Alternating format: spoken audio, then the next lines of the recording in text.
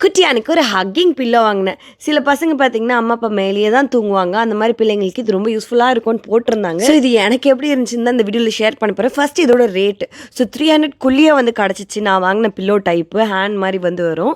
இதில elephant and star model இருக்கு. அதெல்லாம் பார்த்தீங்கன்னா 400, 500 போல வந்து வருது. ஆல்மோஸ்ட் பார்த்தீங்கன்னா பிரெக்னன்சி பில்லோ ரேட் இந்த குட்டி பில்லோ. ஆக்சுவலி வாங்கினோனே வெண்பா அதை பார்த்து என்ஜாய் பண்ணிட்டு இருந்தா. கலர் எல்லாமே பார்த்து. அண்ட் எனக்கு ரொம்ப ரொம்ப ரொம்ப ரொம்ப ஆச்சரியம் என்னன்னு வச்சுக்கோங்களேன். வெண்பா கீழேயே படுக்க மாட்டா. ஸோ இது ரேப் பண்ணோன்னே பார்த்தீங்கன்னா கொஞ்சம் கம்ஃபர்டபுளாக இருந்தால் தான் சொல்லணும். ஏன்னா ரொம்ப நேரம் வீடியோ எடுத்துகிட்டு இருந்தோம். அது வரைக்கும் பார்த்தீங்கன்னா ரொம்ப அமைதியாக படுத்துட்டு இருந்தா.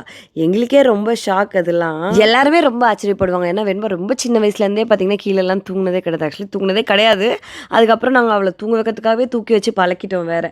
ஸோ இதில் ரொம்ப நேரம் இருந்தால் அதுக்கப்புறம் தான் தவள ஆரம்பித்தா. மேபி சின்ன வயசுலேருந்து யூஸ் பண்ணியிருந்தா இன்னும் பெட்டராக இருந்திருக்கும்னு நினைக்கிறேன். ஏன்னா அவள் இதில் வைக்கும் போதெல்லாம் காமாக இருந்தால் நீங்கள் என்ன நினைக்கிறீங்கன்னு கமெண்ட்டில் சொல்லுங்கள். அவ்வளோதான். பரேட்டா.